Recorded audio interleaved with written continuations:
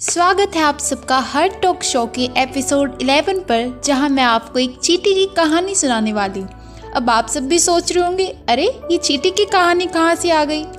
दरअसल ये कहानी ना हम सबकी है। एक कहानी जो मैंने लिखी है अलग अलग एग्जाम्पल सोचकर आपको एक नया रास्ता दिखाने के लिए। फिलहाल जो आपकी लाइफ में घिचमिच मची हुई है ना, उन सब का जवाब है ये कहानी। सुनोगे? चलो शुरू करते हैं।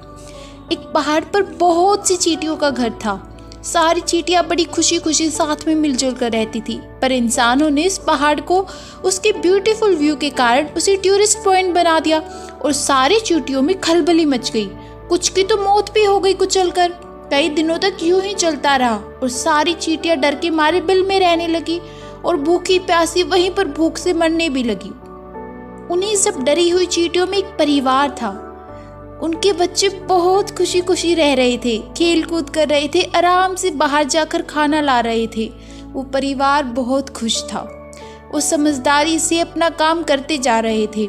ये सब देखकर चींटियों ने उनसे पूछा कि अरे तुम्हें डर नहीं लगता?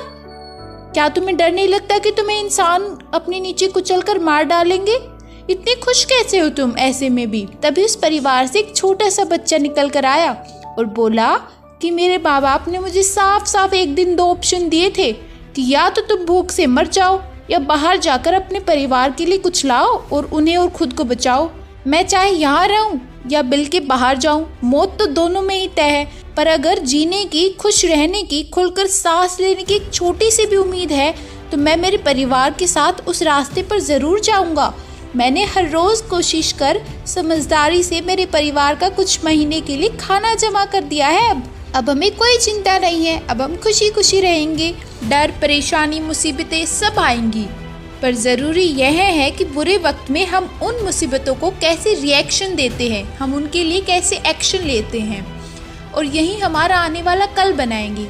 इसी के साथ छोटे बच्चे ने ये सारी बात बताते हुए कहानी ख़त्म हुई।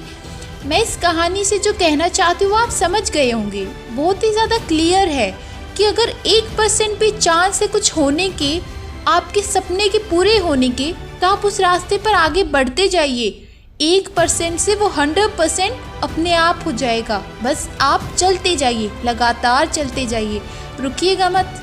ये इंसान जो यहाँ पर बात की गई है, ये इंसान और कोई नहीं, आपके आसपास वाले हैं, आपके अपने हैं। कुछ ऐसे अपने जो कहने को अपने हैं पर अपने हैं नहीं, जो तुम्हें हमेशा कुचलना चाहेंगे, पर तुम्हें हर किसी से बचकर समझदारी से, कई बार चुपके से इग्नोर करके निकल जाना है। इन सब पर टाइम देकर, सोचकर अपना वक्त और एनर्जी दोनों ही वेस्ट बिल्कुल भी मत करना, बिल्कुल भी मत करना।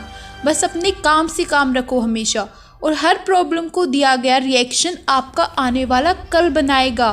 Keep going, just keep going. शुक्रिया आप सबका मेरी कहानी सुनने के लिए। मिलते हैं अगले हर टॉक एपिसोड में। Bye bye. अपना ख्याल रखिएगा। Bye bye.